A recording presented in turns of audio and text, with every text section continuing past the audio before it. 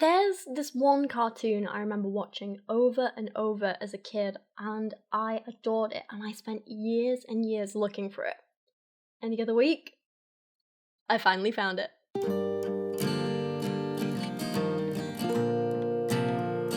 So, being back up at my parents' house in Yorkshire, you guys know I was kind of reliving a lot of childhood memories and stuff, and I figured now was kind of the perfect time to talk a little bit about this cartoon that I found and how much it meant to me. I remember watching it on some old, like VHS tape, and either we'd recorded it from the telly or it was like some compilation of kids' cartoons. I cannot remember, but I know it was a really old tape. It was almost definitely handed down to me from my brother or sister, or both, and they were both over a decade older than me. So I had a lot of their old stuff, which meant that, like, growing up in the 90s, I grew up with a lot of, like, 80s cartoons and things like that. But this one was older, like, a lot older. I remember the tape was all, like, scratched up and jumpy, and it glitched a lot. Like, yeah, the tape was old, but the cartoon was, like, way older than that. It just had that style, But the thing is, like, despite this being clearly an old cartoon, despite the tape being all scratched up and glitchy and the picture rolling and all this sort of stuff,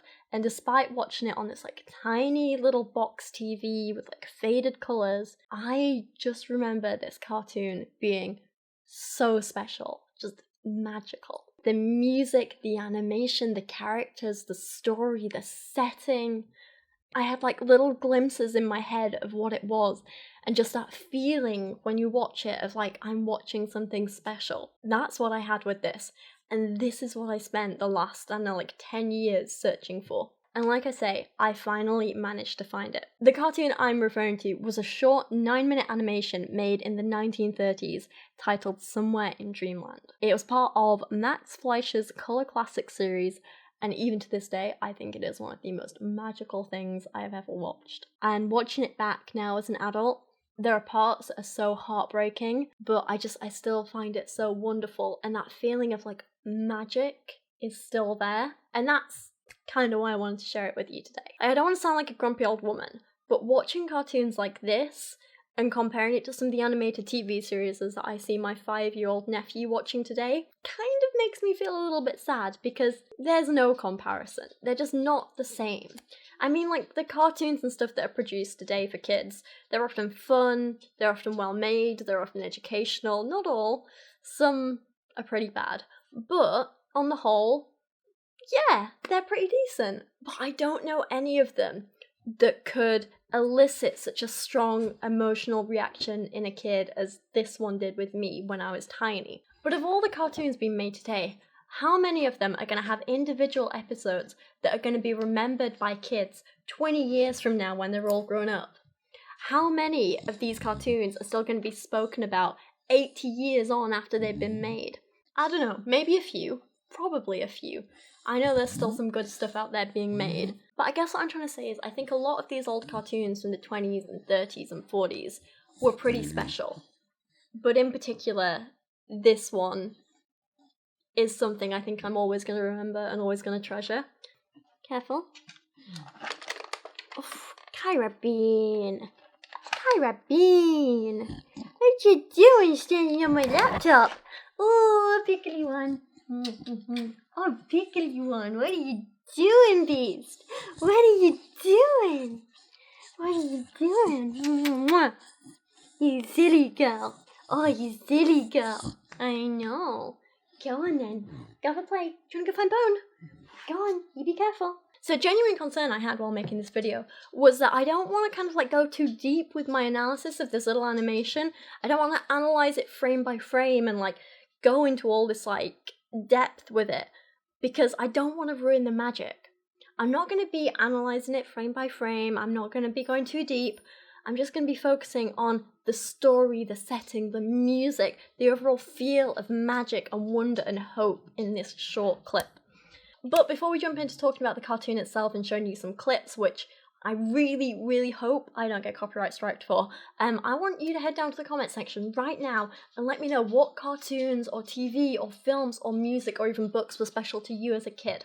Tell me your memories of them, share your stories, and if you watched Somewhere in Dreamland, let me know what you thought of it as well.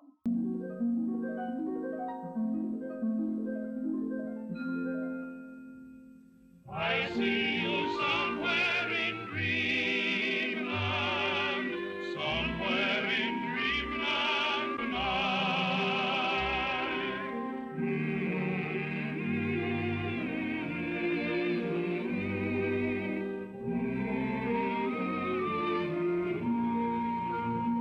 So as the animation opens, just playing the credits, the music immediately takes me back to my childhood. Like, it might sound silly as the title is just like somewhere in Dreamland, but the only word I really have to accurately describe this music is dreamy. It just fills me with such hope and happiness, and I just think it's wonderful. And then we get the opening shot. Two little kids, obviously from a struggling family, dragging a cart down a street. The cartoon is set during the Great Depression in America, and as many of you know, during that time, things were tough for everyone, including children. As families struggled, parents could barely afford to feed or clothe their kids. Malnutrition was very, very common, and often kids had to find ways to work and help their families. And that's what these two little ones are doing. They're collecting wood for their family as they pass down the street. I love how, even though they're clearly tired and exhausted, the little boy doesn't even have shoes, they're still trying to be like enthusiastic about it. And I guess that's the great thing about kids sometimes, is that they manage to find fun in everything, even the difficult stuff. As they're going down the street, the shopkeepers are watching them and how hard they're working, and then the little boy spots something magical. The bakery. When I was little, we had a bakery across the road from us, which shut down, I don't know, maybe about 20 years ago now, but there are certain memories I have of that little bakery that just, they're magic. They used to make these amazing little, like, meringue mice, and it was like a meringue, just meringue, just regular plain meringue, but then they did, like, a face on it and ears in chocolate, and it was like covered in chocolate like that, and it was amazing, and I used to love them so much. And yeah, this cartoon always makes me think of that bakery and how we used to go across there sometimes, and I would get a little meringue mouse, and yeah, I miss that place. Still remember the taste of those mice. They were great. So the boy sees the bakery, the kids run up to the window and they see all these amazing goodies, and I remember doing this as a kid. They're cakes, biscuits, chocolates, pancakes. And of course they can't afford anything, so they sadly leave. I remember being a kid and just like staring into the windows of bakeries like this and just being like, oh, and like your tummy would grumble and you'd be like, I want it all. And I mean, like, it wasn't just bakeries as well. Like, this little scene here is something I really related to, because like, we never had a lot when I was growing up. I mean, things were never this bad for me when I was a kid, thankfully. Like, I always had a roof over my head, I always had clothes on my back, even if those clothes were hand-me-downs and the house is kind of falling apart a bit. You know, it didn't matter. I still had those things, and I'm still very, very grateful for that. But I do remember this feeling of looking in shop windows and seeing food and toys and clothes and dreaming, but of knowing I would never get them and never be able to afford them, and often seeing my friends having all these like new things, and I'd be there with my little secondhand Barbie dolls and stuff, and just I don't know, enjoying it anyway. So anyway, back to the cartoon. The kind baker who owns the shop sees these two little kids working hard and he wants to give them a treat for some ice creams, but by the time he comes back with them, they've already left and gone back to work. Because, you know, when you see something you really want and you can't have it, and you know you can't have it, it can be nice to dream about it, but staying too long and looking at it and knowing you can't have it is kind of just torture. So, I get where the kids are coming from. I know where they live. Let's go. Kids arrive home, they're at their little falling down house with their thin, malnutritioned mother, and they start to unload all the wood that they've collected. Give me a kiss. Me too. Supper's ready. All they have for food is some stale bread and some milk, which isn't nice, but the kids make the most of it. And the mother knows she can't provide, but she's so kind and caring and sweet, and the family all seem so happy and loving even though they have so little. So the kids make the best of their poor meal and their mother goes hungry. And again, I think this is something I can relate to as well. How far mothers will go and the sacrifices they will make for their kids. when I was younger, my mum worked long, horrible, nasty hours in the supermarket to look after us, and she made sacrifices so that I would have enough food and things for school and stuff. And I think cartoons like this one always helped me appreciate everything my mum was doing for me. And then the kids head off to bed, and this is when things start to get a little bit magical. They sing a song to send them off to sleep, and then they have the most magical, wonderful dream. I'll see you somewhere in Dreamland, somewhere in Dreamland tonight.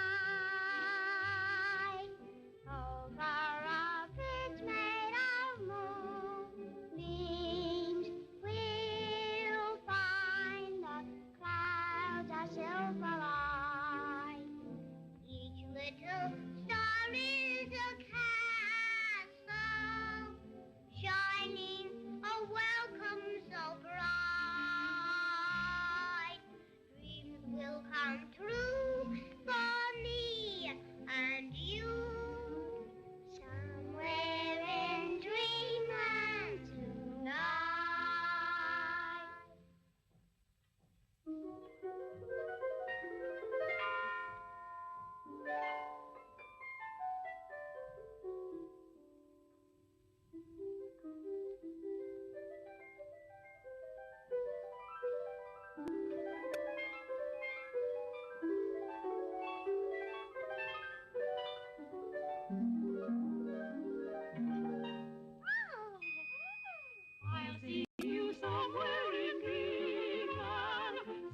Dreamland is just the most magical, perfect place with everything they've ever wanted. I've always wanted to go to Dreamland, and I had the best dreams about this place when I was a little kid. It's amazing. And they get new, clean clothes without holes or stains, or that are too big and have to be tied up with a belt. These new amazing clothes grow on trees, and they can just pick whatever they like, wear whatever makes them happy. Somewhere in Dreamland tonight, dreams will come true for me and you. Somewhere in Dreamland tonight. They skip through fields of ice cream, talking about their favourite flavours, because here they actually have a choice. There are bread and pastries just growing by the side of the road, a river made of syrup, and even now it just gives me such like a warm, happy feeling to watch this. It's like the most perfect place.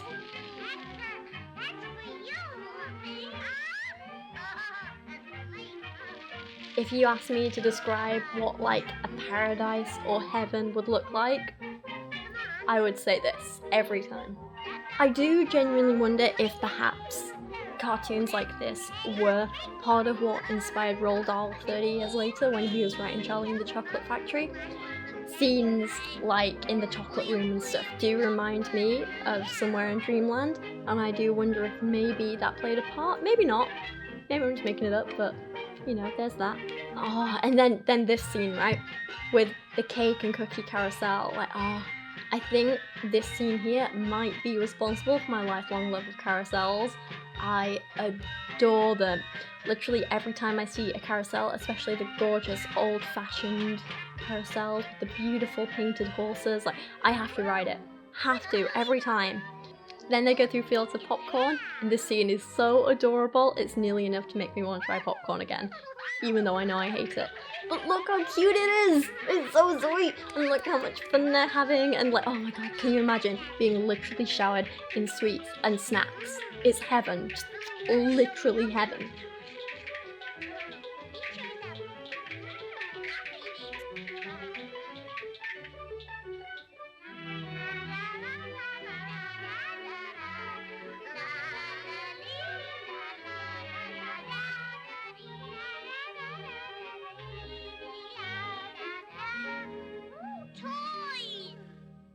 I'll see you somewhere in Dreamland, somewhere in Dreamland tonight. Over a bridge made of moonbeams.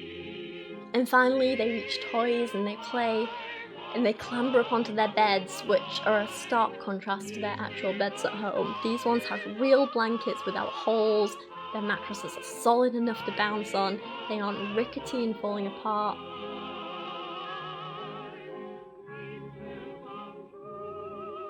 And then, of course, they actually wake up in their own beds back in the real world, and they realise it's all a dream, and their disappointed little faces just break my heart all over again. I also kind of wouldn't be surprised if this cartoon is part of the reason why I always sleep so much when I'm sad and I feel like I need to escape the real world. Like, it started as a teenager and I'd hate going to school, couldn't stand it, couldn't bear it, so I'd stay in bed as long as possible in the mornings, just trying to like stay in my dreams a little bit longer so I wouldn't have to wake up and actually face the world, because everything in dreams was better than real life. Even nightmares were better than real life. And I do it now, even as an adult, when when things get too much, I often hide in bed and I oversleep. And I know it is kind of like a common thing with like depression and stuff like that, but there's something about this kind of like need to escape into dreams that I have that, I don't know, I wonder if this kind of maybe subconsciously affected me a bit. I don't know, Anyway, the great thing about this cartoon is, unlike real life, it actually has a happy ending. And as heartbreaking as it is to see them wake up and realise that it was all a dream, something pretty nice happens. And the kids wake up, and all the nice shopkeepers, including the baker, the butcher, they all get together and they put together this amazing little feast for the kids as a little present, a gift, a like thank you for working so hard and being so good. And it's everything they could have ever dreamed of. And the little boy even has to poke himself with a fork to make sure he's not dreaming. It's such a lovely ending. And it just kind of reminds me that most people are good and kind and want to help others. And it's always given me so much hope. And it really kind of makes me appreciate the kindness of strangers and how amazing people can be. And I really hope I'm in a position where I can do that for people. I want to help people who work hard and I guess when I was a kid I always wanted to be the kids in this cartoon, and now that I'm older I want to be like the baker who's helping people less fortunate, and that's what I want to do, That's what I want to do with my life. So anyway, sorry, I know this was a bit of a weird video, a bit different. I'm not entirely sure what it is about this little cartoon, which it isn't even 10 minutes long, but over 20 years since I first saw it, I still find it one of the most adorable, beautiful, magical little stories. There's something about the mix of the music, the characters, the setting, the art style, the story. It just all works so perfectly together, and it's just wonderful and magical, and I thoroughly recommend you just go and sit and watch it the whole way through and just enjoy it. It's brilliant. I will leave a link to it down on YouTube in the description below, so I thoroughly recommend you go check it out. Like I say, let me know down in the comments about your childhood memories, what kind of things you enjoyed watching or listening to or reading as a kid. Let me know if you've ever seen Somewhere in Dreamland as well and what your thoughts of it were. But for now, thank you for watching today. I appreciate you guys so much. Thank you for letting me do these light-hearted, rambly, fun little videos, and hopefully I'll see you guys again soon.